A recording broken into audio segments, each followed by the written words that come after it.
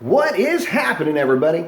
So, this is the recap video of removing the catalytic converters from an otherwise stock exhaust system on your 392 Challenger or Charger.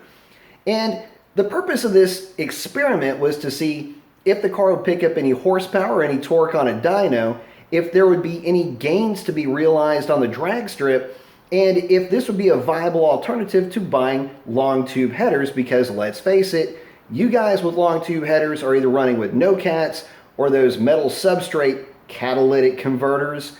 So yeah, let's go ahead and see if we could level the playing field just by throwing a couple of test pipes on the car and see what kind of results we could get.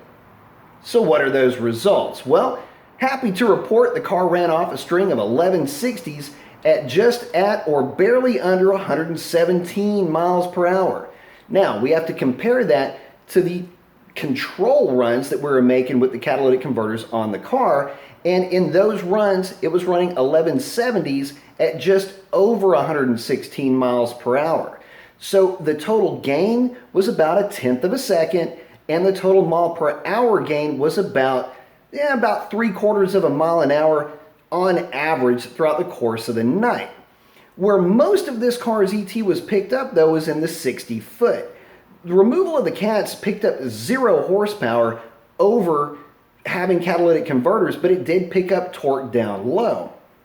That equated to a much better 60 foot time. And you got to keep in mind, in a world where 1/2 of a tenth is a fairly significant gain, especially in the 60 foot, that does equate to 1/10 of a second at the end of the quarter mile. And it was very consistent with that, in that it was always running about 1/10 of a second quicker. So yeah, there was a gain there. Now, is there a difference between just removing the cats with your stock manifolds or shorty headers or mid-lengths, whatever you want to call it, over long tube headers and no cats or metal substrate catalytic converters? Well, I don't really know. If you talk to folks that are only running long tubes with a tire and a tune, I don't know if anybody is running much quicker than 1160s, maybe 1150s, but you guys are going to have to help me out with that. I haven't heard of anybody just doing, this type of a test with their cars. But I can tell you this, running long tubes on this car the way that it sits is not going to be the difference between it being an 1160, 1170 car in unbelievably good weather and being an 1120 car in the same conditions. It's just not going to work out that way. So how about the cost difference between the two? Well, I'll make it real simple for you. With me doing all of my own work, you're looking at a cost difference of about $1,200 to $1,400, depending on which system you go with, between just pulling the cats off of your stock car and going with long tubes and either the high flow cats or no cats at all. I'm not so sure that I want to cough up an extra $1,200 to $1,400 and spend 8 or 10 hours of my life working on this car to only pick up 1/10 of a second. That's not really what I want to be spending my money and my time with. So yeah, I guess there's a bit of a positive result for this, although it's not as good as a set of long tubes. I would say 1160s is pretty damn close to it. And also, let's talk about those 1160s and 1170s numbers.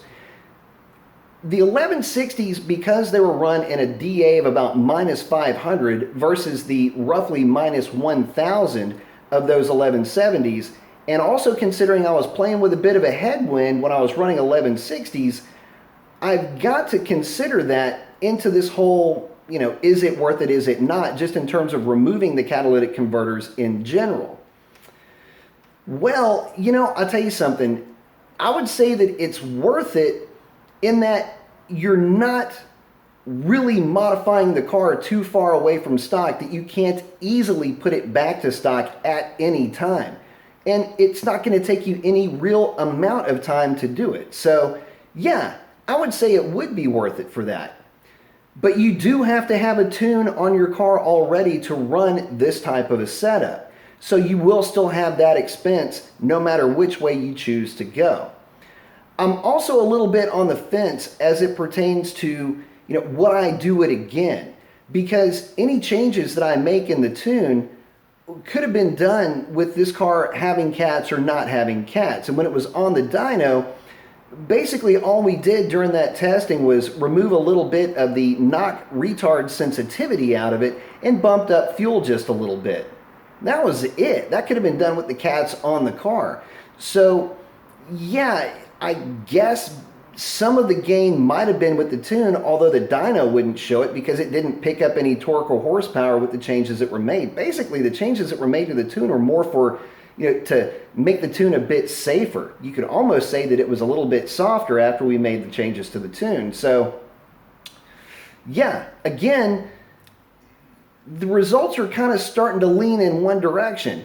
Leaving the cats on your car is no real detriment in terms of performance, but by removing the cats, yes, there is a performance difference to be seen. There's definitely a sound difference to be heard, although just driving the car around, you wouldn't really notice it that much. So, God, this thing is just starting to teeter on like that 50-50 thing. I don't know. But at any rate, I hope this was good enough info to help you guys if you're thinking about making that decision to go with long tubes or maybe just to remove the catalytic converters. It might be a good idea to test the waters, so to speak, and just remove the cats from your stock manifolds. You can always put it back to stock in a very short amount of time. It's an easy swap to do. And it's also an easy swap to learn how to do mods. I mean, it's not a real complicated modification, and it's one where if you do have any kind of automotive experience whatsoever, it'll be second nature. Believe me, it's not that difficult. So again, hope that helped you guys out. Post up your comments, let me know what you think, and check out the videos. I'll be posting links to them in the description of an in-car video and an outside-the-car video of the car running that 1160 pass. And that's a wrap. Adios.